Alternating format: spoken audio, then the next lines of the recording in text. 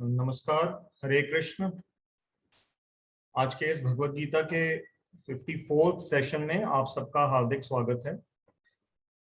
हमारा session 45 minutes का रहेगा और उसके बाद जो भी आपके प्रश्न उत्तर हों वो हम कर सकेंगे। तो सबसे पहले हम अपने गुरुजनों का स्मरण कर लें। ओम अज्ञानतिमिरन्धस्य ज्ञानांजन शलाकया चक्षुरुन्मीलितं येन तस्मै श्री गुरुवे नमः।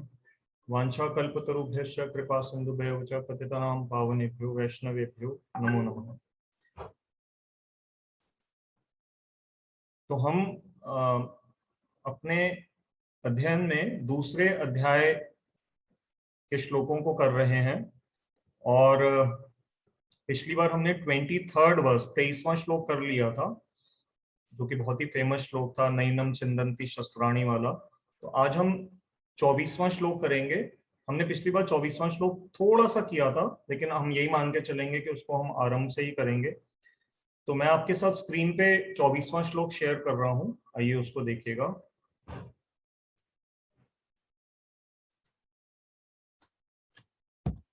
ये आपकी स्क्रीन पे इस समय 24वां श्लोक है। अच्छेद्योऽयम् अधायोऽयम् अक्लेद्यो अशोष्य एव च नित्यः सर्वगतः स्थाणु अचलो अयम सनातनः। स्क्रीन पे 25वां भी नजर आ रहा है, परंतु अभी हम 24वें पे ही कॉन्सेंट्रेट करेंगे। इसका हिंदी अनुवाद इस प्रकार है, यह जीवात्मा अविभाज्य, विभाजन करना होता है जैसे देश का विभाजन होता है कि अलग अलग हिस्सों में बांट देना। अविभाज्य अर्थात कि उसको हम अलग अलग भागों में आत्मा को नहीं और भाग कर सकते। अदाह्य, दाह्य अर्थात अग्नि देना, तो अदाह्य अर्थात इसको जलाया भी नहीं जा सकता। अक्लेद्य अर्थात इसको पानी से गीला नहीं किया जा सकता। और अशोष्य, इसको वायु से सुखाया नहीं जा सकता। यह नित्य, सर्वव्यापक, स्थायी, अचल एवं सनातन है। तो अभी यहाँ सनातन है तक पे ये 24वां श्लोक समाप्त हो रहा है। आगे की जो पंक्ति है वो 25वें की है, तो अभी हम उसमें नहीं जाएंगे, हम इसी 24वें पे ही अपना चर्चा करेंगे। तो हमने ये देखा कि भगवान अर्जुन को पिछले श्लोक में जो उन्होंने बताया कि नैनम छिन्दन्ति शस्त्राणि, उनसे तो ये पता लगा कि वो तो एक्टिविटीज थी कि अर्थात आत्मा को जलाया नहीं जा सकता, सुखाया नहीं जा सकता, ये सब कहा। परंतु इस श्लोक से हमें क्या पता लग रहा है कि आत्मा के क्वालिटीज ऐसी हैं जिसकी वजह से वो एक्शन उसके ऊपर नहीं किया जा सकता। इसको हम ऐसे समझेंगे कि जैसे देखिए, आप कोई एक घर में कोई ऐसा बिजली का इक्विपमेंट या कोई वायर जब लेकर के आते हैं, तो कई बार आप देखते हैं उस पर लिखा रहता है शॉक प्रूफ, ठीक है। तो आपको पढ़ने से ये बात समझ में आ जाती है कि अच्छा, ये जो मैंने अपने किचन में एक इलेक्ट्रिक केटल हम लाए हैं, तो उस पर लिखा हुआ है शॉक प्रूफ, अर्थात कभी हम अगर पानी उसमें डाल भी रहे होंगे, क्योंकि पानी से करंट आने का चांस रहता है, तो अगर उस पर लिखा है शॉक प्रूफ, तो आपको एक पता लग जाता है कि ये जो केटल है इसकी स्पेशल क्वालिटी है कि ये आपको करंट नहीं देगी। तो उसी तरह से यहाँ भगवान आत्मा के अलग अलग गुण बता रहे हैं इस श्लोक में। जैसे अच्छेद्योऽयम् अधायोऽयम्, तो ये हो गई आत्मा की क्वालिटीज। और जो पिछले श्लोक में था, उस क्वालिटी की वजह से उसके ऊपर वो एक्शन क्यों नहीं हो सकता, तो ये क्वालिटी हमें इस श्लोक में पता लग रही है, ठीक है। तो जैसे वहां था नैनम, नैनम कहने से न नेगेटिव की सेंस आ रही थी। इस श्लोक में आप देख रहे हैं कि हर शब्द के आगे जो अ उपसर्ग लगा हुआ है, जिसको हम इंग्लिश में प्रीफिक्स कहते हैं, तो अ लगा देने से जो अर्थ है वो नेगेटिव में चला जाता है। तो छेद्य कहेंगे जिसमें छेद हो सकता है, अछेद्य अ लगा देने से हो गया, इसमें छेद नहीं किया जा सकता। दाह्य होने में अ लगा दिया तो उसको जलाया नहीं जा सकता। इस तरह से हम सभी अ उपसर्ग का यूज समझते हैं। तो अब हम जो अपना अधिक समय लगाएंगे वो हम सेकंड लाइन पे लगाएंगे, जिसमें आ रहा है नित्यः, सर्वगतः, स्थाणुः, अचलो, ये जो, और अंत में सनातन, ये जो 5 शब्द हैं, इन पे हम अधिक आज चर्चा करेंगे अपनी। तो जो हमने पिछले श्लोकों में नित्य तो हमने कई बार देख लिया, मैंने पिछली बार आपको बताया भी था कि रिपीटिशन क्यों की जाती है, ताकि किसी पॉइंट को जब ज्यादा एम्फेसाइज करना हो। तो आज हम जो पहले इस पे समझ रहे हैं कि सर्वगतः शब्द को किस तरह से हम ले सकते हैं। तो सर्वगतः शब्द का कुछ लोग अनुवाद करते हैं कि ये सर्वव्यापक है। तो पिछली बार मैंने आपको एक दो पॉइंट्स में कमी बताई थी कि सर्वव्यापक शब्द उस सेंस में नहीं लिया जा सकता। गतः होता है गमन करना, जाना। सर्व अर्थात सब स्थानों पे। तो आत्मा के अंदर, क्योंकि भगवान इस श्लोक में क्वालिटीज बता रहे हैं, तो एक एक क्वालिटी है कि वो सब जगह जाने के लिए केपेबल है। उसके अंदर ये क्षमता है कि वो किसी भी स्थान पे आत्मा जा सकती है। अब इसको हम समझते हैं कि कैसे साइंटिफिक एंगल से भी समझ सकते हैं और व्यवहारिक एंगल से भी।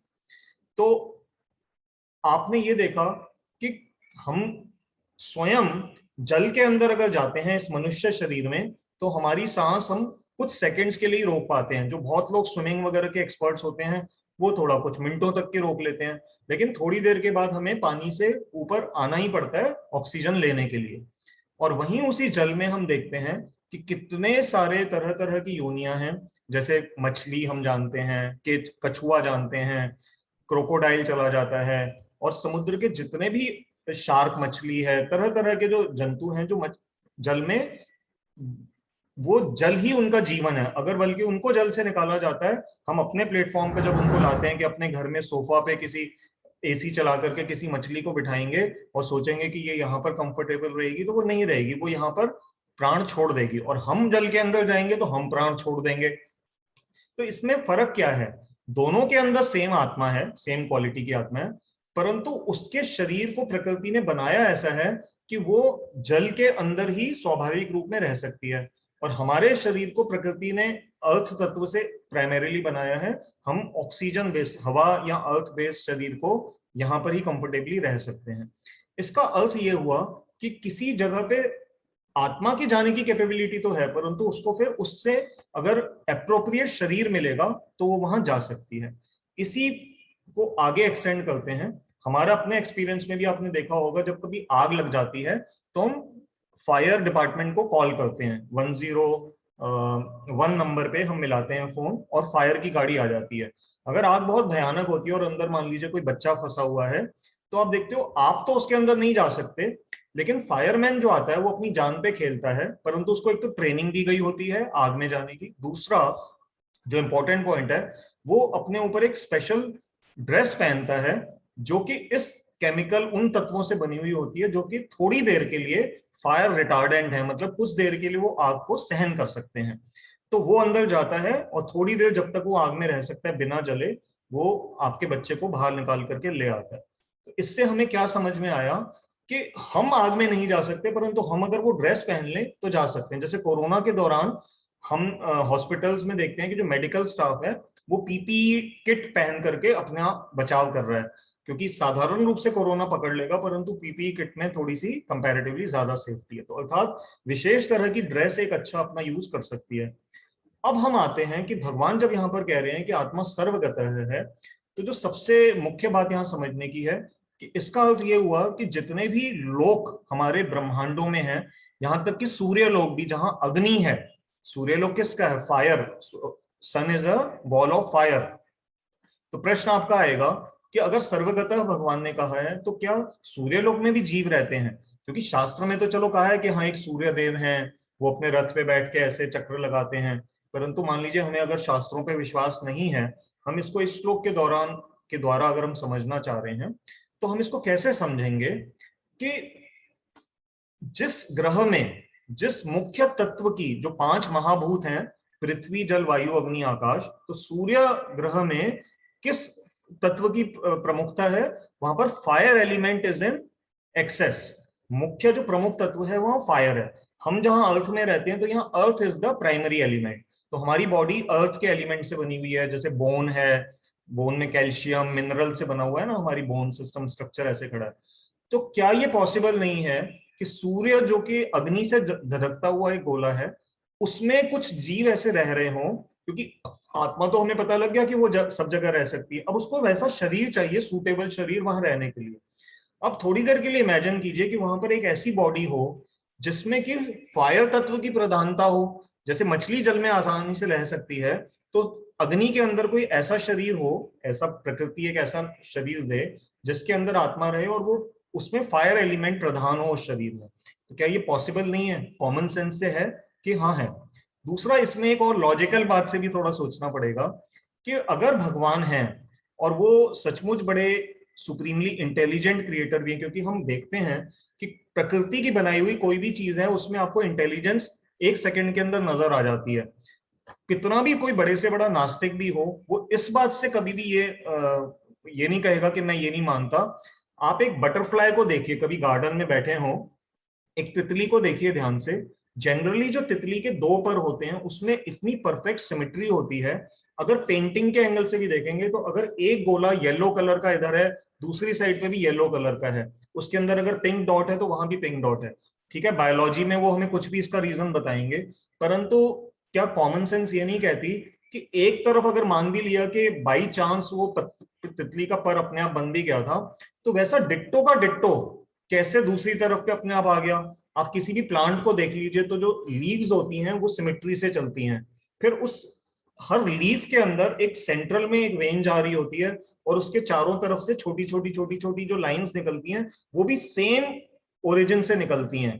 तो ऐसे खरबों, मतलब billions and trillions of plants और फ्लावर्स हैं, उन सब में अगर सिमेट्री देखी जा रही है, हमारा जो यूनिवर्सल सिस्टम है, सारे प्लैनेट्स हैं, बिल कहा जाता है कि अगर अर्थ जो 23.5 डिग्री पे शायद जो थोड़ी सी कर्व्ड है, टिकी हुई है, उसी से ही यहाँ पर हमारे जो सीजन्स, डे नाइट और कितनी सारी जो रिवॉल्यूशन के हिसाब से चीजें चल रही हैं, तो ये जो परफेक्ट हर चीज एक इंटेलिजेंस से लग रहा है कि पूरे एनवायरनमेंट में और एटमॉस्फेयर के अंदर देखी जा रही है क्रिएशन के अंदर, तो अगर उसको बनाने वाला कोई क्रिएटर है तो नेचुरली वो क्रिएटर भी इंटेलिजेंट होगा।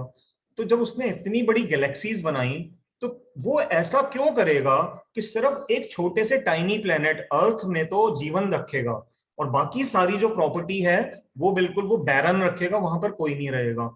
अल्टीमेटली इतनी बड़ी क्रिएशन का, इतनी बड़ी बड़ी गैलेक्सीज हैं, हमसे परे कितने बड़े बड़े ब्रह्मांड और हैं, तो उन सब का कुछ पर्पस तो होना चाहिए कि अगर उनको क्रिएटर ने बनाया है, इतनी जगह वो खाली क्यों छोड़ेगा? ये थोड़ा सा अटपटा सा लगता है।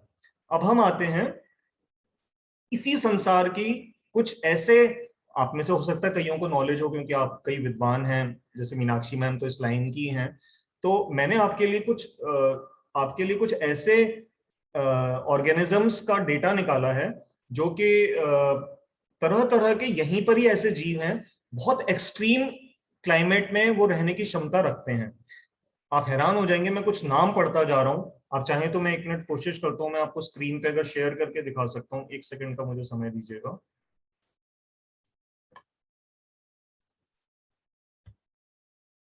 आप देखिए आपकी स्क्रीन पे ये आ रहा है, मैं थोड़ा सा इसको खैर बड़ा करूंगा तो बाहर चला जाएगा। तो मैं पढ़ रहा हूं आपके लिए। इनको कहा जाता है, ये जो तरह तरह के ऐसे विलक्षण समझिए जीव हैं, ये कैसे हैं? जैसे पहला पहला आप देख रहे हैं स्क्रीन पे, एक्सट्रीमोफाइल्स, इनकी पहली जनरल डेफिनेशन है, extremophiles are animals that live and thrive under extreme environmental conditions. ये तो हो गई ब्रॉड कैटेगरी। अब इसके सबसेट्स देखिएगा। पहला है acidophile, N organism that thrives in acidic environments with pH levels of 3 and below. तो एसिड, जितना पीएच लेवल लो होता जाता है तो एसिडिक लेवल बढ़ता जाता है। तो ये एसिडोफाइल्स वो छोटे छोटे ऐसे ऑर्गेनिजम्स हैं जो कि एसिडिक एनवायरनमेंट में ही जिंदा रहते हैं। उसके बाद आप अगला देख रहे हैं, alkali file, N organism that thrives in alkaline environments with pH levels of 9 and above. तो ये उल्टे हैं एसिडोफाइल से, ये अल्कली में ज्यादा वो इजीली वो करते हैं। फिर अगला आप पढ़ रहे हैं barophile, an organism that lives in high pressure environment such as deep sea habitats. तो मैंने एक बार पहले भी बताया था, ये प्रूवन फैक्ट है कि समुद्र के नीचे देखिए कितना भयंकर प्रेशर होता होगा पानी का, और इतने हाई प्रेशर में बिल्कुल बेस में कई ऐसे बैक्टीरिया हैं जो कि सरवाइव करते हैं इतने प्रेशर के अंदर। फिर आगे बता रहे हैं halophile, an organism that lives in habitats with extremely high salt concentrations. तो नॉर्मली हम बहुत ज्यादा नमक जैसी जगह पे हम रह नहीं सकते, परंतु ये वो ऑर्गेनिजम्स हैं जो कि इनमें मतलब नमक वाली एक्सट्रीम नमक के अंदर ये जिंदा रह सकते हैं अच्छी तरह से। तो ऐसे पढ़ते जाएंगे तो जैसे हाइपर थर्मोफाइल है, ये अब ये ध्यान से सुनिएगा, ये जो हमारा फायर वाला एग्जाम्पल था सूर्य में रहने का, तो ये उसके लिए अप्रोप्रिएट है। इसमें बताया जा रहा है कि an organism that thrives in environments with extremely high temperatures between 80 to 122 degree centigrade. तो इस संसार में भी आप इमेजिन कीजिए, हम जो रहते हैं, हमारा जो फ़ारेनहाइट या जो सेंटीग्रेड्स के हिसाब से हम देखते हैं, तो हम अब दिल्ली में जैसे 45 डिग्री अभी गर्मी चल रही है, तो इससे ज्यादा हमसे बर्दाश्त नहीं होता, 45-46 राजस्थान में कुछ जगह पे जाता है। बट यहाँ ये बता रहे हैं कि 122 डिग्री सेंटीग्रेड तक पे वो करते हैं। और उनके साथ क्या है, अगर आप उनको ठंड वाली जगह पे लाएंगे तो वो सरवाइव नहीं कर पाते हैं। तो इसी तरह से सूर्य के अंदर अगर बहुत भयंकर हाई ऑफ कोर्स वो that will be in thousands of degree centigrade, परंतु क्योंकि वो शरीर ही स्पेशली अगर ऐसे तत्व से बना होगा फायर से, तो वो वहां जिंदा रह सकते हैं। इसके बाद आगे बता रहे हैं साइक्रोफाइल, ये कोल्ड कंडीशंस में सरवाइव करते हैं। अभी थोड़े दिन पहले अगर आप लोगों ने ध्यान से सुना हो, मीडिया में एक न्यूज आई है कि रशिया के पास साइबेरिया जैसी जगह पे जहां पर माइनस टेम्परेचर होता है, तो उनको बर्फ जो जमी हुई थी उसके नीचे कुछ एक एक कहेंगे तो उसको फॉसिल, क्योंकि वो एक फ्रोजन एक छोटा सा ऑर्गेनिज्म था, मेरे पास उसका आर्टिकल है, तो उसको उन्होंने ढूंढा है। बस ये लेटेस्ट अभी की बात है, एक हफ्ता पहले की न्यूज है शायद। तो वो लगभग 20,000 साल पहले फ्रीज हुआ था, और जब उन्होंने उसको रिवाइव किया तो वो रिवाइव हो गया, और उसकी एसेक्सुअल लेवल से प्रोडक्शन भी आगे हुई है, उससे आगे भी उसने आगे और भी अपना रेप्लिका तैयार किया है। तो 20,000 साल से भी ज्यादा वो बर्फ के नीचे वो ऑर्गेनिज्म दबा हुआ था, और वो अभी अभी साइंटिस्ट को मिला है, और वो रिवाइव कर लिया गया, उसी को ही जिंदा के रूप में घोषित किया गया। फिर अगला है radiophile, an organism that thrives in conditions with high levels of radiation including ultraviolet and nuclear radiation. देखिए, हम तो जब एक्सरे कराने जाते हैं तो बड़े 1 सेकंड के भी अंदर समय से बाहर हमें बोला जाता है कि अच्छा अब आप रूम से बाहर चले जाइए। और जो आपने देखा है, जो एक्सरे आपका लेता है ना, वो खुद एक कैबिनेट में खड़ा होता है ताकि वो एक्सपोज ना हो। तो हम तो इतना भी रेडियोलॉजी को वो नहीं कर सकते, शरीर हमारा सहन नहीं कर सकता।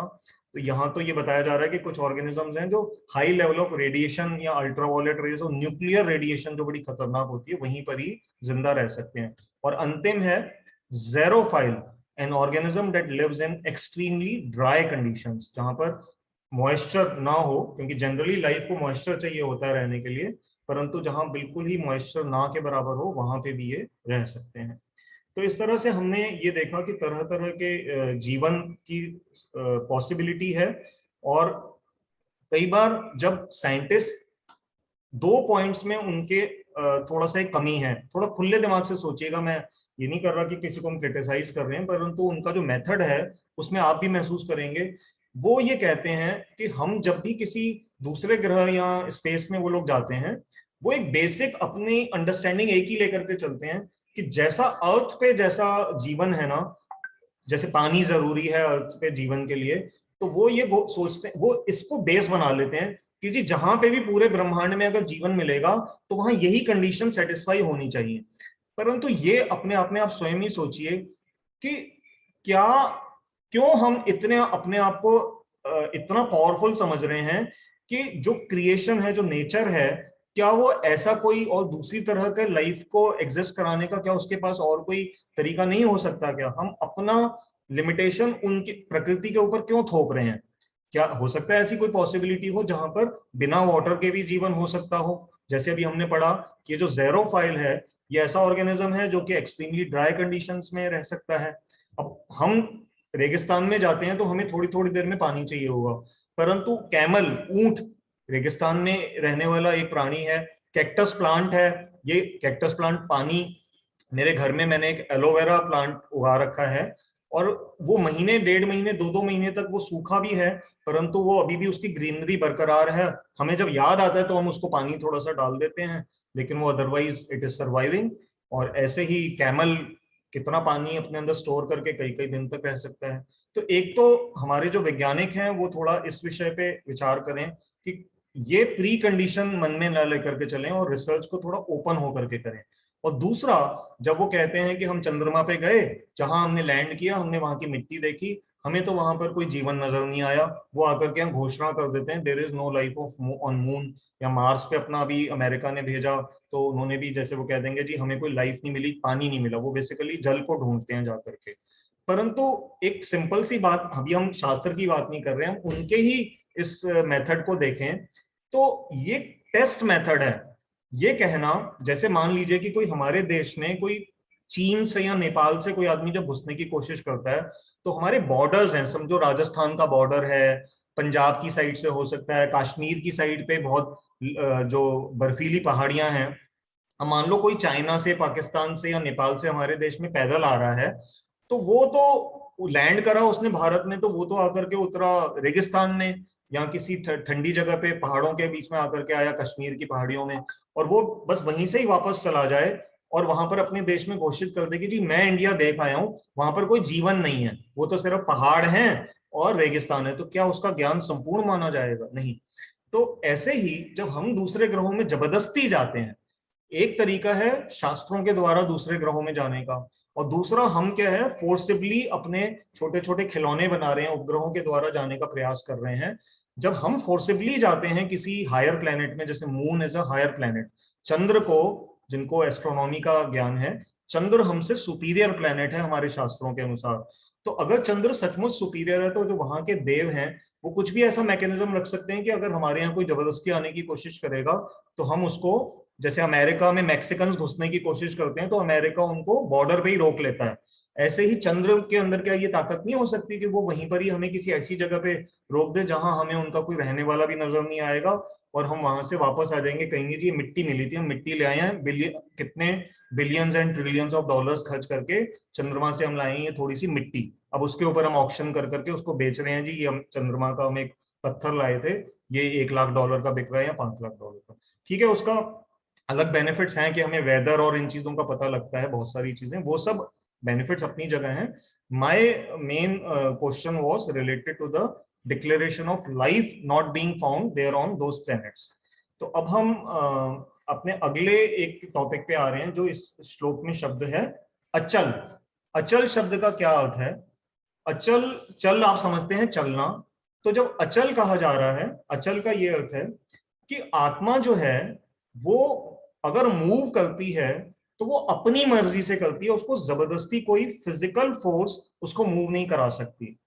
क्योंकि पिछली बार वाली क्लास में हमने क्लियर कर लिया था कि एक तरफ पे भगवान इस श्लोक में कह रहे हैं कि आत्मा अचल है अर्थात ये मूव नहीं करती, और दूसरे कई श्लोक गीता में आते हैं जब भगवान ने बताया कि आत्मा इधर से उधर अलग अलग योनियों में जाती है। तो ये ऐसा लगता है कि इनमें विरोधाभास है, कंट्राडिक्टरी स्टेटमेंट ये लगती हैं देखने में।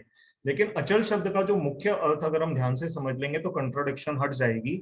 अचल है बेसिकली कि आत्मा अपने स्पिरिचुअल फॉर्म में अपनी मर्जी के बिना आप उसको जबरदस्ती कहीं से उधर मूव नहीं कर सकते। यहां तक कि जो शास्त्रों में जब वर्णन आता है कि मृत्यु के समय अगर यम के दूत आते हैं जिनके हाथ में एक यम पाश होता है, यम पाश क्या है, एक ऐसा इंस्ट्रूमेंट है जिससे कि वो जीव को पकड़ करके अपने साथ लेकर के जाते हैं। भगवान के अगर कोई भक्त हैं तो उन्हें विष्णु दूत लेने आते हैं, और अगर कोई पापी व्यक्ति है तो उसको यम के दूत लेने आते हैं।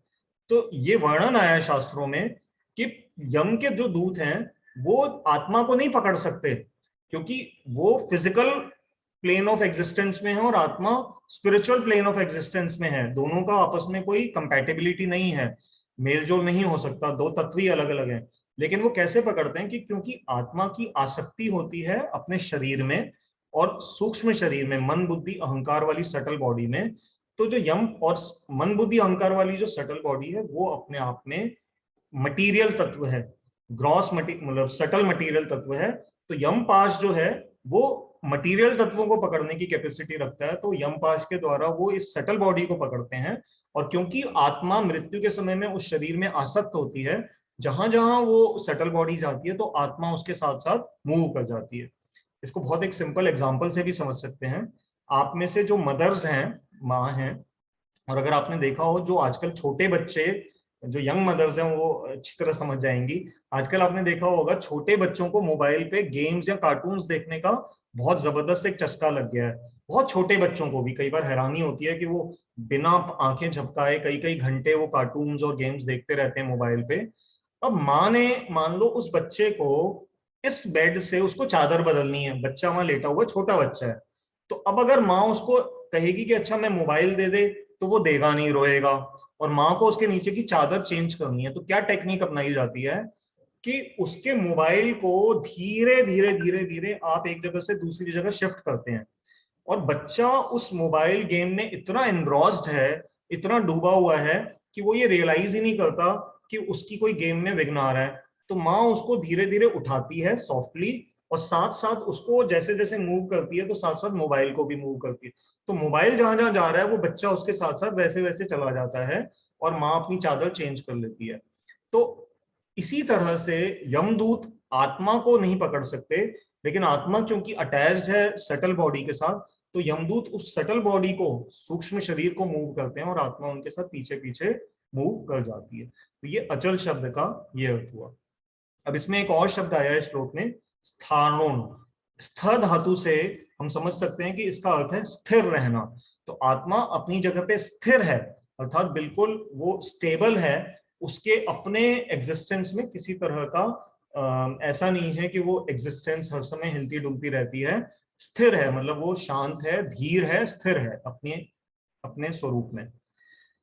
उसके बाद एक और सुंदर बात जो इस श्लोक से हमें पता लग रही है, क्योंकि ये जितने भी गुण हम समझ रहे हैं, अच्छेद्य, अधाय, तो ये सब क्या है, हमारे को एक कॉन्फिडेंस, हमारा लेवल बढ़ा रहा है, एक तरह से हमें एनलाइटन कर रहा है, हमें वो ज्ञान दे रहा है, जिससे हमें पता लग रहा है कि अगर हमारे अपने आत्मा के इतने सुंदर सुंदर ऐसे गुण हैं कि ना हमें कोई जला सकता है, ना काट सकता है, न सुखा सकता है, न गीला कर सकता है, तो धीरे धीरे क्या होगा, जब हम इसमें और प्रतिष्ठित होते जाएंगे इस ज्ञान में, तो इसका एक हमें गिफ्ट मिलेगी। वो गिफ्ट क्या मिलेगी कि हमारा जो फियर ऑफ डेथ, अर्थात जो मृत्यु से जो हमें डर लगता है, हम सब समय घबराए हुए से रहते हैं कि एकदम से मृत्यु हमारी ना हो जाए। कई बार ऐसा होता है ना कि आप किसी बस में ट्रेवल कर रहे थे, बस का एक्सीडेंट हो गया, और मान लीजिए उस बस में काफी सारे लोगों की मृत्यु हो गई या एक्सीडेंट हो गया, उनको नुकसान हुआ, आप बच गए, तो आप एकदम से जाकर के भगवान को थैंक्स करते हो कि प्रभु आपने मुझे बचा लिया, नहीं तो मेरा तो काल आया हुआ था। तो ये हमारा सबका एक कॉमन एक्सपीरियंस है कि हम मृत्यु से नहीं फेस टू फेस जाना चाहते। तो गीता हमारे को इस ज्ञान के थ्रू क्या कर रही है कि वो हमारा जो फियर ऑफ डेथ है, इसको रिवर्स में कंट्रोल कन्वर्ट कर दो, इस 3 वर्ड्स को इंग्लिश में, डेथ ऑफ फियर, अर्थात ये हमारे इस भय को ही समाप्त कर देगी। डेथ मीन समाप्त करना, तो उल्टा हो जाएगा। अभी हम फियर ऑफ डेथ महसूस करते हैं, और गीता के ज्ञान के बाद क्या हो जाना चाहिए, हमारे अंदर परिवर्तन क्या आना चाहिए कि हमारे फियर की ही डेथ हो जाए, अर्थात हम निर्भय हो जाएं। हाँ, इस निर्भय होने का मतलब ये नहीं होता, ये बेवकूफी का अर्थ इसका ये नहीं निकालना चाहिए कि जी मैंने तो गीता पढ़ ली, मुझे पता लग गया कि आत्मा नहीं मरती, और अब मैं सड़क के बीचों बीच चल रहा हूं, अब चाहे कोई आकर के ट्रक मुझे उड़ा दे, या मैं हवाई जहाज के उसमें जाकर के आगे लेट जाऊंगा, या रेल के सामने जाकर के खड़ा हो जाऊंगा, या बिजली की नंगी तार को छू लूंगा, तो मैं तो नहीं मरूंगा। वो ऐसा कुछ भी नहीं है। गीता अपने आप में सारी बातों को बहुत बैलेंस तरीके से समझाती है, इसलिए अपने दिमाग से इन सब चीजों को नहीं लेना चाहिए। अब सब समय किसी सीनियर या मेंटोर, जिस स्पिरिचुअल गाइड, या जिसको हम संस्कृत में कहते हैं गुरु को, तो उनके गाइडेंस में इन शास्त्रों के एग्जाम्पल्स या टीचिंग्स को अच्छी तरह से समझना चाहिए। अब हम आ रहे हैं अगले जो 10 मिनट हमारे पास हैं, हम इसी श्लोक में 2-3 इंपॉर्टेंट और पॉइंट्स हैं जो करेंगे। तो सोल जो आत्मा है वो एक मेटाफिजिकल तत्व है। अब ये मेटाफिजिकल वर्ड बहुत आता है, जो लोग भी इंग्लिश ट्रांसलेशंस पढ़ेंगे ना आप गीता की या शास्त्रों की या कोई भी फिलोसॉफिकल बुक्स पढ़ेंगे, तो मेटाफिजिकल वर्ड बहुत आता है। बड़ा सिंपल सा शब्द है कि फिजिकल मीन्स जो फिजिक्स से जुड़ा हुआ है, तो ऐसी रियलिटी जो इस फिजिक्स के प्रिंसिपल्स या उसके जो मैकेनिज्म्स हैं उनसे ऊपर है। मेटा मींस उसके ऊपर। तो नॉर्मल फिजिक्स के जो लॉज हैं उनसे ऊपर के जो तत्व हैं उनको बोला जाता है मेटाफिजिकल। तो लेकिन उनकी एग्जिस्टेंस है, वो एग्जिस्ट करते हैं, रियलिटी हैं। और दूसरा इसका विरोधी शब्द है मेटाफोरिकल, जो कि बहुत इंपॉर्टेंट है समझना। मेटाफोर होता है कि हमने किसी चीज का दृष्टांत दिया, उदाहरण दिया, कि किसी स्त्री का हम तारीफ कर रहे हैं कि आपकी जो सुंदरता है वो तो चंद्रमा की सुंदरता को भी मात देती है। तो असल में रियलिटी में स्त्री की सुंदरता चंद्रमा की सुंदरता को कैसे मात करेगी, लेकिन एक मेटाफोर है, एग्जाम्पल के लिए हम कह देते हैं। तो कई बार बहुत सारे लोग सोल को, यहाँ तक कि कई धार्मिक ग्रंथ भी कुछ दूसरे धर्मों में जो अभी सोल को पूरी तरह से अभी समझ किसी वजह से नहीं पाए हैं, लिमिटेशंस हैं कुछ, या रियलाइज नहीं कर पाए हैं, तो फिर वहां पर उनके अगर विद्वानों से आप बात करेंगे तो कई बार वो सोल को ना बस एक वेग सी डिस्क्रिप्शन देते हैं। अगर कोई बच्चे भी कार्टून्स वगैरह बनाते हैं या किसी अब मैगजीन न्यूज़पेपर में मीडिया में देखते हैं सोल का डिस्क्रिप्शन, तो बस एक वेग एक फिगर सी बनी हुई होती है, जैसे भूत सा जैसे लगता है, या हवा में एक शरीर तैर रहा है, इस तरह से बस सोल को डिपिक्ट किया जाता है। किसी जगह पे पॉइंट दिखा दिया जाता है कि पॉइंट है, ये आत्मा है। तो ये सारे क्या है, क्योंकि लोग अधिकांश रूप से समझते हैं कि आत्मा नाम की कोई चीज है, बट बड़ा वेग सा तत्व है, अनक्लियर है। तो भगवत गीता और जो वैदिक शास्त्र हैं वो आत्मा को, आप ध्यान रखिएगा, वो मेटाफोरिकल रूप में नहीं प्रेजेंट करते हैं। वो उसको एक ऑन्टोलॉजिकल एंटिटी, मतलब उसकी सत्ता है, उसके गुण हैं, उसकी क्वालिटीज हैं, वो मेटाफिजिकल रूप में उसको प्रेजेंट करते हैं। तो ये जो चार, अभी इंपॉर्टेंट बात है जो मैं बोलने जा रहा हूं आगे, ये जो चार क्वालिटीज बताई गई कि आत्मा को न काटा जा सकता है, न गीला किया जा सकता है, न सुखाया जा सकता है, और न ही इसको जलाया जा सकता है, ये जनरली आप देखना ये किसके विषय में बात करी जाती है, संसारिक चीजों के विषय में। जैसे आप कोई बच्चे के लिए टेबल लाए उसके पढ़ने के लिए, तो आप देखते हो कि अच्छा ये कितनी सॉलिड है, कितने टाइम तक ये सस्टेन करेगी। बच्चे के लिए आप साइकिल ला रहे हो तो आप पूछते हो कि ये मजबूत तो है ना, क्योंकि बच्चे, आपको पता है साइकिल बार बार गिरेगी तो कहीं जल्दी तो नहीं टूट जाएगी। तो ऐसी हम बहुत सारी चीजें, क्वालिटीज जो मैटर की हैं, उनको इन क्वालिटीज के द्वारा जज करते हैं कि ये फायर रेजिस्टेंट है। घर बनाते हैं तो फर्नीचर आजकल वुड ऐसी आ गई है कि जो आग नहीं पकड़ती, दीमक नहीं लगती। तो इन सब क्वालिटीज के अनुसार हम आजकल चीजें खरीदते हैं। तो ये भगवान कृष्ण क्या यहाँ पर एक ट्रिक कर रहे हैं कि वो आत्मा के विषय में यही चारों क्वालिटीज को डिस्क्राइब कर रहे हैं। इसका इनहेरेंट अर्थ क्या निकलता है कि भगवान इस आत्मा को एक एक एग्जिस्टिंग एंटिटी के रूप में प्रेजेंट कर रहे हैं। क्यों? क्योंकि ये जो चार गुण हैं ये जनरली संसार के तत्वों के बारे में ही बोले जाते हैं। तो इससे हमें ये समझ में आता है कि कॉमन सेंस कहती है कि आत्मा जरूर अपने आप में एग्जिस्ट करने वाला एक तत्व है, स्ट्रॉन्ग तत्व है, तभी भगवान इस तरह के चार वो बातें बता रहे हैं। लेकिन क्योंकि आत्मा विलक्षण तत्व है, इस संसार के फिजिकल तत्व से एंटायर मैटर है ना। हमने पिछली बार आपको बताया था ना, इसके लिए एक और शब्द यूज कर सकते हैं, स्पिरिटॉन। जैसे एटम होता है तो आत्मा को हम क्या कहेंगे, स्पिरिट वाला एटम है तो उसको बोल सकते हैं स्पिरिटॉन। तो it has entire matter properties, जो प्रॉपर्टीज मैटर की हैं वो आत्मा में नहीं है, आत्मा में डिफरेंट प्रॉपर्टीज है। तो साथ ही साथ इसलिए भगवान उपसर्ग लगा करके यही चारों गुणों को बता रहे हैं कि आत्मा के विषय में ये इस तरह से नहीं अप्लाई किए जा सकते, क्योंकि आत्मा इस कैटेगरी के अंदर आती ही नहीं है। अब हम आ रहे हैं कि अगर इस श्लोक को मॉडर्न किसी को बोला जाए कि अच्छा इंग्लिश में लिखो ये जो चार क्वालिटीज हैं, तो बड़ा सिंपल तरीका है। अर्थ से हमने आपको बताया था ना, जैसे वेपन्स होते हैं, रिवॉल्वर इत्यादि, तो हम कह सकते हैं आत्मा इज बुलेट प्रूफ, मतलब सोल इज बुलेट प्रूफ। फिर आज आग नहीं लगती तो हम कह सकते हैं इट इज फायर प्रूफ। और पानी से बच इसके डूबती नहीं है तो वाटर प्रूफ। और चौथा, इसको हवा सुखा नहीं सकती तो हम कह सकते हैं विंड प्रूफ। और दो इसमें भी क्वालिटीज और जोड़नी पड़ेंगी, क्योंकि भगवान ने कहा नित्य है, तो एक शब्द और इसमें जोड़ लीजिए, टाइम प्रूफ, अर्थात ये एटर्नल है। बाकी चीजें तो संसार की खत्म हो जाती हैं परंतु आत्मा समाप्त नहीं होती। और एक अंतिम मैंने कहीं कमेंट पढ़ा, वो भी बड़ा अच्छा आपको बता देता हूँ, उसने कमेंटेटर ने इसमें एक और शब्द ऐड कर दिया, फूल प्रूफ। फूल मतलब जो इंग्लिश में मूर्ख को कहा जाता है, FOOL वाला फूल है। तो fool proof, it is not fool proof, fool proof नहीं है आत्मा। तो आप कहेंगे क्यों फूल प्रूफ नहीं है? क्योंकि माया के अंदर आकर के आत्मा अपने आप को भूल जाती है और फिर माया के चक्र में बंध जाती है, 84 लाख योनियों के आवागमन के चक्र में। इसलिए ये फूल प्रूफ नहीं है। गीता के ज्ञान या शास्त्रों के ज्ञान के हेल्प से हम इस मूर्खता को समाप्त जीवन से कर सकते हैं। बस इसके बाद दो छोटे से पॉइंट्स हैं तो मैं अपने आप को रोक लूंगा। एक, यहाँ पर आपने श्लोक में एक शब्द देखा होगा, स्पेशली इसके बाद आ रहा है एव च। एव च मतलब होता है और एव च लगा देने से इसका यह अर्थ आ रहा है, मेरे एक सीनियर ने समझाया कि चार तो भगवान ने मेनली बता दिए कि भाई ये इसको काटा नहीं जा सकता, जलाया नहीं जा सकता, गीला नहीं किया जा सकता या हवा से सुखाया नहीं जा सकता। परंतु कोई प्रश्न कर सकता है इस श्लोक में पॉइजन का तो कोई जिक्र ही नहीं आया। भाई जहर से भी तो मारा जा सकता है किसी को। कोई कहेगा कि जी इसको मान लीजिए कि ये जो आजकल वो होता है इलेक्ट्रिक शॉक, अब पहले जमाने में इलेक्ट्रिसिटी इस तरह की तो थी नहीं, तो कोई कह सकता है कि गीता में ये तो कहानी है कि पॉइजन और ये जो इलेक्ट्रिक शॉक वगैरह है तो फिर इनके बारे में क्या होगा। तो भगवान भी बड़े सुप्रीमली इंटेलिजेंट हैं, उन्होंने एव च शब्द इस श्लोक में व्यवहार किया है, जिससे पता लग रहा है कि कोई जो इसके अलावा भी जो और तरीके हैं उनसे भी आत्मा को मारा नहीं जा सकता, क्योंकि आत्मा एक अपने आप में अलग ही तत्व है। पहले होता था ना जैसे कई लोग मंत्र विद्या से भी एक दूसरे को समाप्त कर सकते थे, तो मंत्र विद्या या श्राप देना किसी को या पॉइजन देना, ये जो इस तरह की जो और तरीके हैं मृत्यु के, भगवान ने एवं से इसको कवर कर लिया। अब हम अंतिम जो इसमें एक पॉइंट है उस पर आ रहे हैं।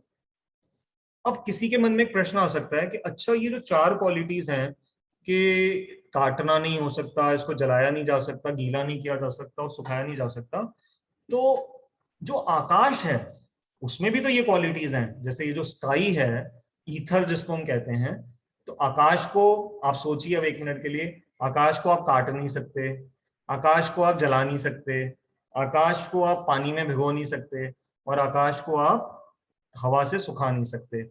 तो कोई ये कहे कि अच्छा इसका मतलब भगवान क्या आकाश के बारे में बता रहे हैं। तो अब हमारे आचार्य भी बड़े बुद्धिमान हैं, तो वो जानते हैं कि इस तरह के ये आर्गुमेंट्स आएंगे, क्योंकि ये जो तर्क वितर्क चलता है ना, इसके द्वारा ही तो फिर ज्ञान और परिपूर्ण होता है। तो किसी आपके स्टूडेंट ने प्रश्न किया कि how can you say that it is describing a soul, it can be in relation to sky also, all these four qualities are perfectly fitting the description of sky also. तो इसके लिए बताया गया है कि आत्मा के लिए अगली लाइन में बोला गया नित्य है। देखिए हमने देखा ना, हम लाइन पढ़ते हैं, नित्य सर्वगतः स्थारुण अचलो एवं सनातन। तो पहला जो ये डिस्क्रिप्शन आ रही है आत्मा के लिए कि नित्य है, तो अब आप विचार कीजिए क्या आकाश नित्य है। आपको लगेगा कि नित्य है क्योंकि ये किसी तरह से विनाश हमने होते हुए देखा नहीं है, लेकिन अगर आप सृष्टि तत्व को ध्यान से समझेंगे तो ये जो पंच महाभूत हैं इनकी जो उत्पत्ति हुई है ये एक तत्व से हुई है, अहंकार तत्व से। तो जब प्रलय का समय आएगा, जब शिव जी अपनी शक्ति से इस संसार की प्रलय करेंगे, तो उस समय ये सारे एलिमेंट्स अपने स्रोत एलिमेंट अर्थात जो उनका सोर्स होता है, एक एक करके उनमें वो मर्ज होते जाते हैं। तो आकाश कहाँ मर्ज करेगा, जहां से वो आया है, जो उसका जननी तत्व है। आकाश का जननी तत्व क्या है, ये जो पंचमहाभूत हैं ये अहंकार से आए हैं, तो ये उस अहंकार में प्रवेश कर जाएगा। तो इसलिए आकाश नित्य नहीं हुआ, प्रलय के समय पे इसका ये उसमें विलीन हो जाएगा, और फिर जब दोबारा से इस ब्रह्मांड की उत्पत्ति का समय आएगा तो फिर ये अहंकार से ये तत्व एक एक करके प्रकट होंगे। तो एक तो बेसिक हमने फंडामेंटल ये देख लिया कि ये नित्य नहीं है। और फिर सर्वगतः, आप कहेंगे आकाश तो है सर्वव्यापक है, सब जगह होता है आकाश। जी आकाश अपने से नीचे वाले चार तत्वों में तो व्यापक है। जैसे आकाश के नीचे का तत्व क्या है, वायु, वायु के नीचे का तत्व क्या है, अग्नि, अग्नि के नीचे क्या है, जल, और जल के नीचे क्या है, पृथ्वी। तो आकाश के नीचे ये जो चार तत्व हैं पंचमहाभूत, और इनमें तो आकाश विद्यमान है, परंतु आकाश की रेंज बस यहीं पे ही खत्म हो जाती है, क्योंकि इस आकाश के परे जो अलग अलग देवी देवताओं के धाम है, महत तत्व है, भगवान शिव का धाम है, भगवान राम का अयोध्या जिसको साकेत धाम भी कहा जाता है, वैकुंठ लोक है, भगवान की ब्रह्म ज्योति का जो स्थल है, वहां पर इस आकाश का ये जो मटीरियल स्काई है इसकी वहां पर एग्जिस्टेंस नहीं है, वो दिव्य आकाश से युक्त तत्व है।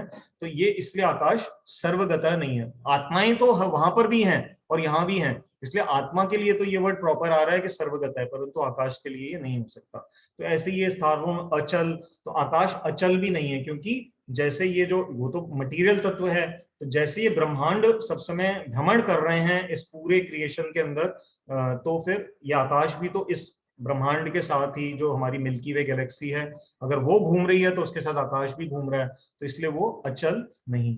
और सनातन तो है ही नहीं, क्योंकि हमने नित्य और सनातन एक ही जैसे शब्द हैं, हमेशा नहीं इसकी क्रिएशन होती है।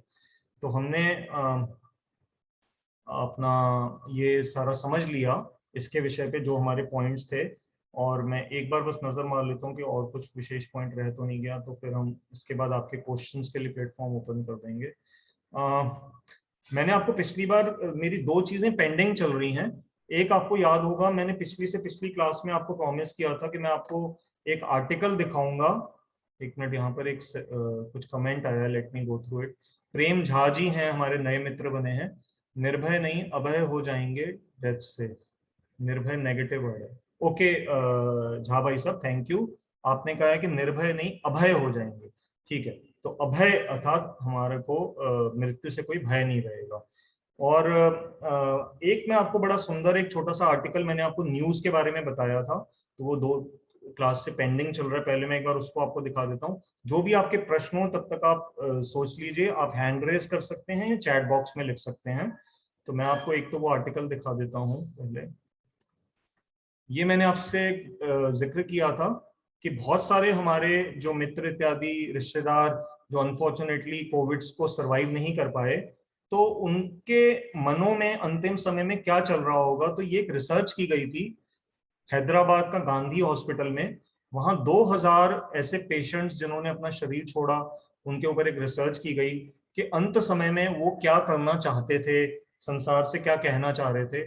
तो ये आर्टिकल पूरा तो आप स्क्रीन पे नहीं पढ़ पाएंगे, लेकिन मैं मुख्य बातें बता देता हूँ। मैंने पिछली बार भी थोड़ा सा बताया था, पिछली से पिछली बार, कि अधिकांश लोगों ने इस विषय पे बड़ा एक दुख व्यक्त किया कि वो चाहते थे कि अगर उन्होंने, एक भाई ने मान लो भाई से प्रॉपर्टी में कुछ गड़बड़ी करी, किसी ने बिजनेस में किसी का धन हड़प लिया, किसी पति पत्नी में किसी बात पे झगड़ा हो गया और वो अलग अलग रहने लगे, कोई प्रेमी जोड़ा थे बिना अभी जो शादी के थे, तो उनका आपस में किसी छोटी सी बात पे झगड़ा हो गया और आपस में उन्होंने बोलचाल बंद कर दी। और कई लोगों ने ऐसा भी कहा कि भाई, बहुत सारे ऐसे भी, आप हैरान हो जाएंगे, कई पेशेंट्स ऐसे थे जब उन्होंने, डॉक्टर्स ने उनको देखा कि अब इनका अंतिम समय और हम इनकी वीडियो कॉल करा दें परिवार के साथ, तो बहुत सारे लोग अपने परिवार को वहां पर पहचान ही नहीं सके, क्योंकि उनके लिए इंग्लिश में यहाँ एक वर्ड आया है। मैं अंतिम लाइन आपको पढ़ के बता देता हूँ।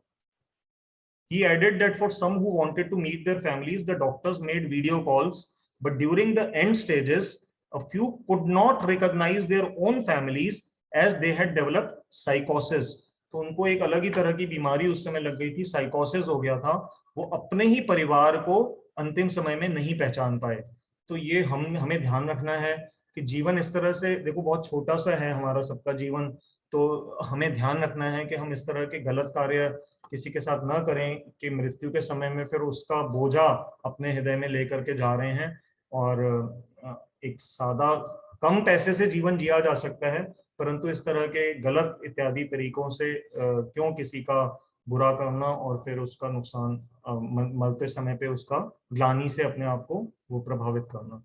अभी तक आप में से किसी का कोई प्रश्न नहीं आया है, तो मैं आपको एक बहुत ही इंटरेस्टिंग एक सरोज दीदी, हरे कृष्णा, नमस्ते। गौतम जी ने प्रश्न के लिए हाथ उठाया है। गौतम जी, मैं आपको अनम्यूट कर रहा हूँ, 1 मिनट के लिए रुकिएगा जरा।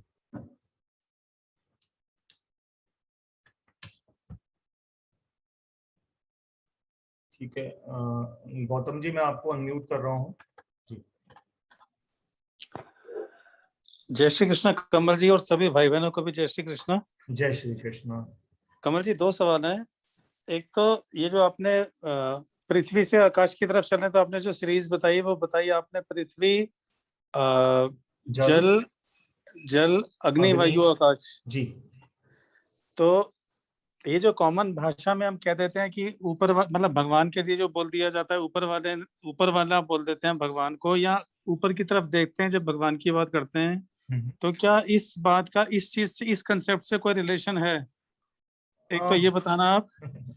और दूसरा क्वेश्चन मेरा ये है, वो जो आपने हायर प्लेनेट वाली बात करी थी कि moon is a higher planet compare to earth, तो ये कोई साइंस से बात आ रही है या ये गीता या शास्त्रों से आ रही है, ये जरा बताइएगा। मैंने उसी समय क्लियर कर दिया था कि साइंस तो मून को तो सैटेलाइट मानता है, अर्थ एक प्लेनेट है, और अर्थ हमारी, अर्थ की ये मून जो है ये वो कर रहा है अपना सर्कुलेशन जो करता है, रिवॉल्यूशन। हमारे शास्त्रों में ही ये वर्णन है, मैंने उस समय बोल भी दिया था, शायद आप मिस कर गए। तो ये शास्त्रों का ही वर्णन है कि इसको चंद्रलोक जो बताया गया है। तो चंद्रलोक जो है ये स्टैंडर्ड ऑफ लिविंग वाइज, तो शास्त्र क्या है, स्टैंडर्ड ऑफ लिविंग के अनुसार क्लासिफाई करता है प्लैनेट्स को।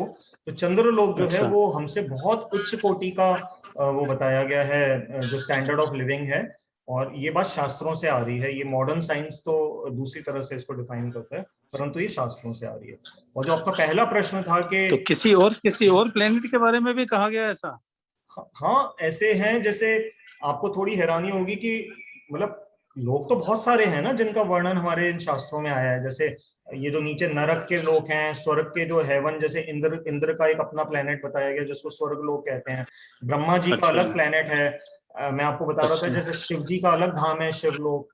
ठीक है। तो ऐसे, और विष्णु भगवान के लोगों को वैकुंठ कहा जाता है। तो अच्छा ये स्पिरिचुअल्स का है। अभी गीता में ही आगे जाकर के एक वर्स आएगी, श्लोक आएगा, जहां भगवान कहेंगे कि ये जो मटेरियल क्रिएशन है, ये ओके भगवान ने एक अप्रोक्सीमेट बताया है कि अर्जुन तू ज्यादा क्या जानना चाहता है, तू ये समझ ले कि ये जो पूरा गैलेक्सीज और ये फिजिकल वर्ड है, मटेरियल वर्ड है, ये मेरी हाँ टोटल क्रिएशन का सिर्फ 1/4 है। ओके तो उन्होंने क्वांटिटेटिव एनालिसिस से बताया है कि त्रिपाद विभूति इसके 3 गुना ज्यादा तो भगवान का स्पिरिचुअल वर्ड है। असल में तो उसकी तो कोई वो ही नहीं है, उसको क्वांटिफाई किया ही नहीं जा सकता क्योंकि वो तो अनलिमिटेड है। परंतु फिर भी हमारी बुद्धि को समझाने के लिए गीता में ही एक श्लोक आएगा आगे जाकर के, भगवान कहेंगे ठीक कि है। ये जो क्रिएशन है, मटेरियल क्रिएशन, ये मेरी टोटल क्रिएशन का 1/4 है। इसके अलावा 3/4 क्रिएशन स्पिरिचुअल है। ओके ओके ओके ठीक है। और जो आपका पहला प्रश्न था कि आकाश क्या ऊपर की तरफ, मतलब भगवान को हम कहते हैं ऊपर वाला, तो हाँ देखिए हमारा जो ये फिजिकल अर्थ है, ये रोटेट कर रही है हर समय, अपनी धुरी पे भी घूम रही है और पृथ्वी सूर्य के भी चक्र लगा रही है। तो जी अगर हम इसको एस्ट्रोनॉमिकल एंगल से आपकी बात को समझने का प्रयास करेंगे, तो हम एक्यूरेटली ये नहीं बता सकते कि अगर भगवान का धाम हमसे किस डायरेक्शन की ओर है, क्योंकि जब डायरेक्शन स्पेसिफाई हो पाएगी तभी तो कह पाएंगे कि वो हमसे ऊपर है या नीचे है। तो ये ठीक जो है ऊपर वाला शब्द है, इसमें ऊपर का मतलब जरूरी नहीं कि वो डायरेक्शन वाइज ऊपर उसको इंगित कर रहा है। वो ठीक ऊपर है वाला मतलब हमसे higher authority, okay who is our controller. Okay okay. जैसे एक और वो जो धाम है वो आकाश के ऊपर आता है ना, मतलब ये तो समझ लेना उसको। आपकी थोड़ा नेट कनेक्शन आपका वीक हो रहा है, एक बार जरा दोबारा बोल दीजिए। आपने कहा कि लास्ट सेंटेंस रिपीट कर दीजिए। मतलब वो जो भी धाम है वो ईश्वर का, वो आकाश के ऊपर ही आता है ना, बियॉन्ड आकाश मतलब। सी, ये पूरा आपको समझना पड़ेगा, मैं कभी आपको स्क्रीन पे दिखाऊंगा। भगवान ओके विष्णु कारण समुद्र में शयन कर रहे हैं और उनकी ब्रीदिंग से असंख्य ये जो भौतिक ब्रह्मांड के जो वो प्लैनेट्स हैं, ये निकलते हुए आ रहे हैं, ठीक है।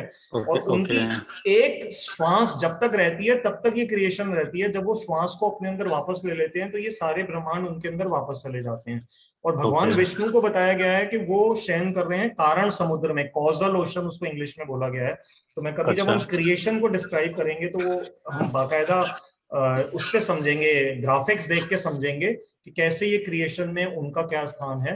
तो इसलिए ये ओके कहना कि वो ऊपर है नीचे है, ये कहना बड़ा मुश्किल है, क्योंकि वो ये हम सारे के सारे एक बॉल के अंदर बंद हैं, समझ लीजिए ठीक है ना। तो इसलिए उसको डायरेक्शन वाइज, और ये सारी चीजें रोटेट भी कर रही हैं, तो we can not pin point कि वो किस डायरेक्शन में है, कहाँ पर। ठीक है कमल जी। थैंक यू जी, धन्यवाद। Thank you. और किसी का कोई प्रश्न? डॉक्टर मीनाक्षी मैम, मैं आपको अनम्यूट कर रहा हूँ।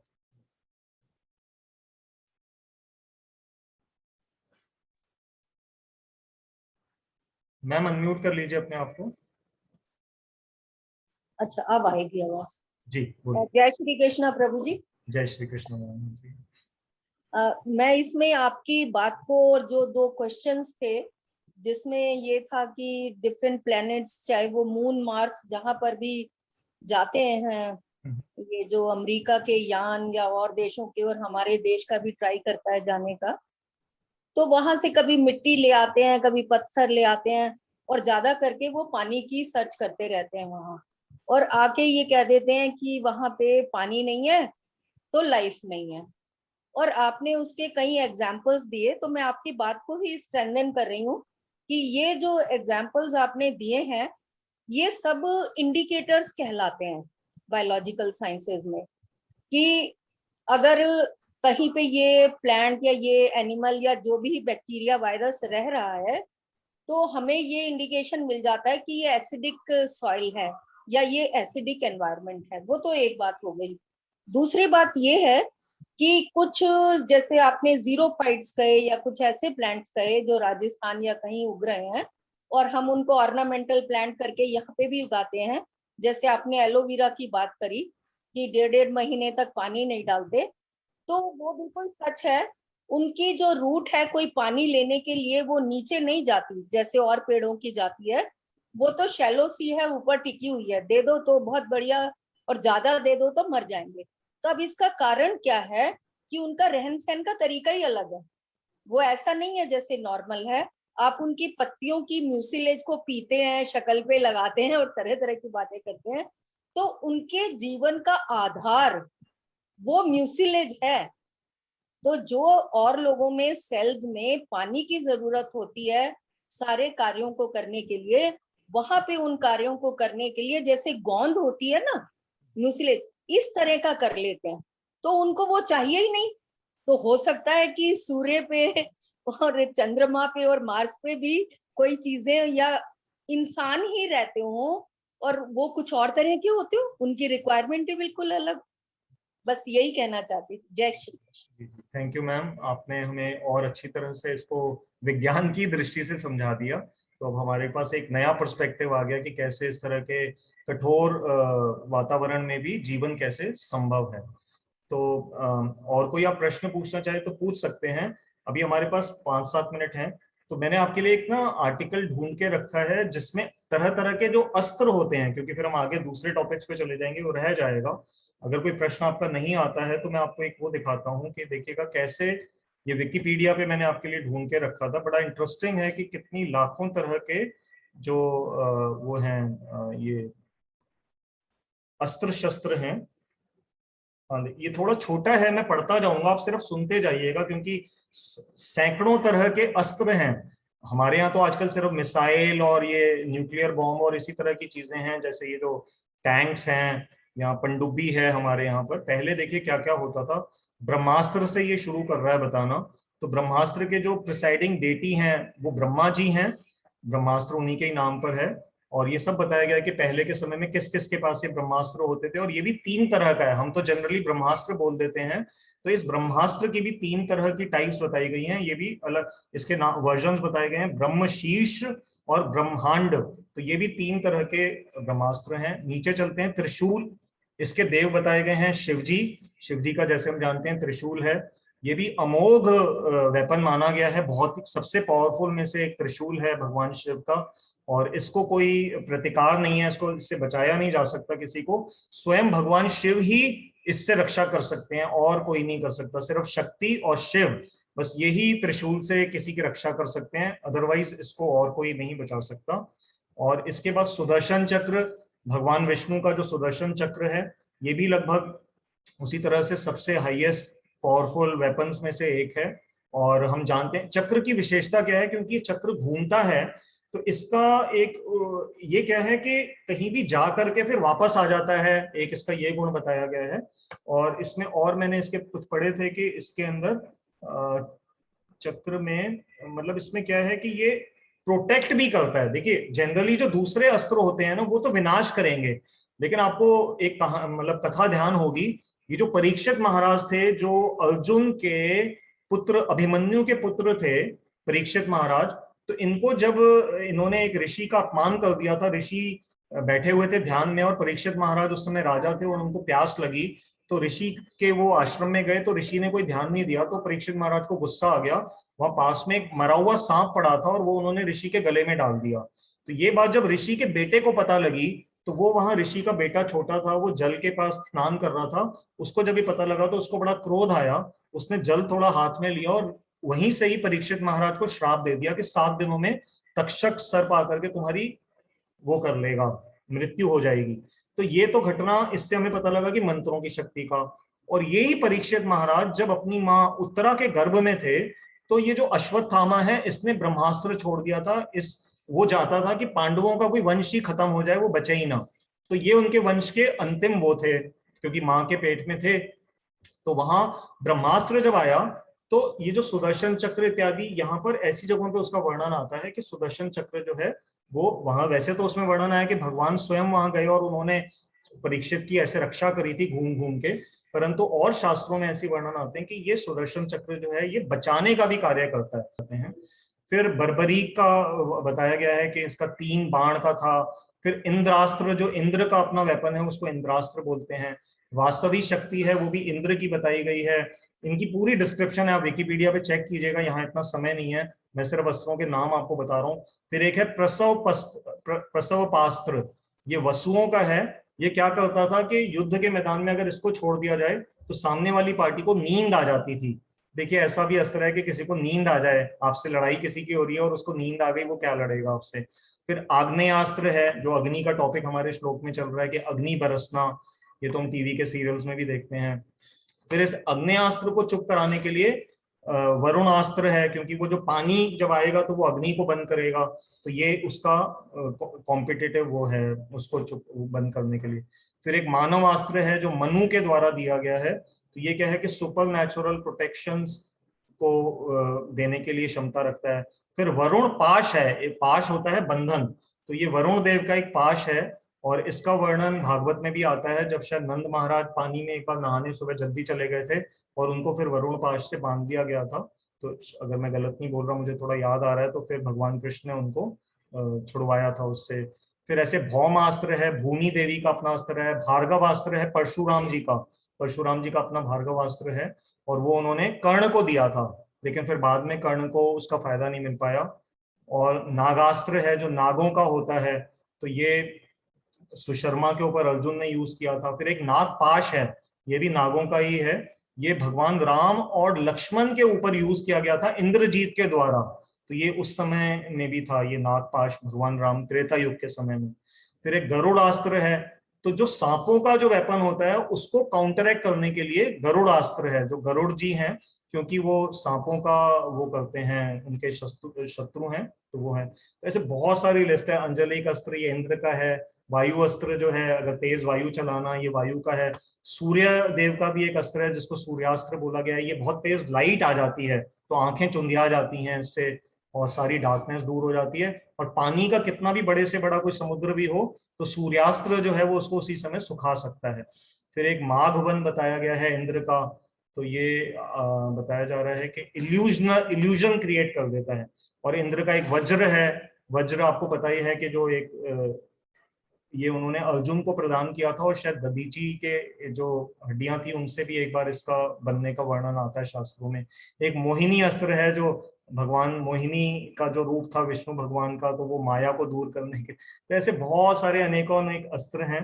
तो इसलिए समय उतना, मतलब नारायण अस्त्र का आपने सुना होगा कि ये जो इसमें व्हाट्सएप पे जब ये कोविड जब नया नया आया था तो इसमें एक ही इसका रोकने का तरीका बताया गया था कि नारायण अस्त्र के सामने आपको विरोध नहीं करना है, आप उससे लड़ नहीं सकते, आप अपना सर झुका दीजिए तो ये चला जाएगा। और फिर उस कथा में हम सबने पढ़ा व्हाट्सएप पे कि भीम जो है वो सर झुकाने को तैयार नहीं थे। फिर भगवान कृष्ण ने उन्हें समझाया कि भीम अगर तुम सर नहीं झुकाओगे नारायण अस्त्र के सामने तो तुम्हारी मृत्यु निश्चित है। फिर भीम को जबरदस्ती जब ऐसा उनका सर झुकवाया गया नारायण अस्त्र के सामने तो फिर भीम की रक्षा हुई थी, नहीं तो ये उनके साथ घटना घटित होने वाली थी। तो इसलिए तब लोग बता रहे थे कि जो कोरोना वायरस है इससे आप डायरेक्टली नहीं लड़ सकते, तो आपको अपना प्रोटेक्शन करना ही पड़ेगा कि मास्क पहनना पड़ेगा, हाथ धोने पड़ेंगे। इसका ये आज से 4-6 महीने पहले ये बहुत पॉपुलर हुआ था मैसेज। एक हमारे चैट बॉक्स में मैसेज आया, मैं फटाफट देख लेता हूँ। कमल जी एक क्वेश्चन है, प्रेम झा जी पूछ रहे हैं कि भगवान जी लोग भी ये डेंजरस आर्म्स क्यों बनाने पड़ गए, they can easily take over course of action to kill evil. Kamal ji question है कि ये भगवान लोगों को भी ये डेंजरस आर्म्स क्यों बनाने पड़ गए, they can easily take over course of action to kill evil. Yes they can, मतलब इनका प्रश्न है कि शस्त्र अस्त्र ही भगवान के और इन देवी देवताओं को क्यों बनाने पड़े, वो तो सिर्फ एक इच्छा मात्र से भी किसी का संहार इत्यादि कर सकते हैं। हाँ आपका ये ठीक है, इसके कई उत्तर हो सकते हैं। पिछली बार आपको याद होगा मैंने वीर रस की एक चर्चा करी थी कि भगवान के हृदय में भी कभी कभी लड़ने की जब इच्छा आती है तो जय विजय के रूप में जब वो उन्होंने अपने ही द्वारपालों को यहाँ भेजा तो वहां पर वर्णन आया है कि अस्त्र शस्त्रों से ही लड़ाई हुई है। जो रावण और भगवान राम का जो युद्ध हुआ है तो रावण ने भी अपने अस्त्र यूज किए और भगवान राम ने भी यूज किए। तो क्योंकि ये जब भगवान इस श्लोक में आते हैं तो यहाँ पर इनको हमारे जैसे ही लेवल, क्योंकि हम लोग अस्त्र शस्त्र यूज करते हैं और अगर भगवान यहाँ पर आकर के लीला कर रहे हैं तो उन अस्त्र शस्त्रों का यहाँ पर यूज है।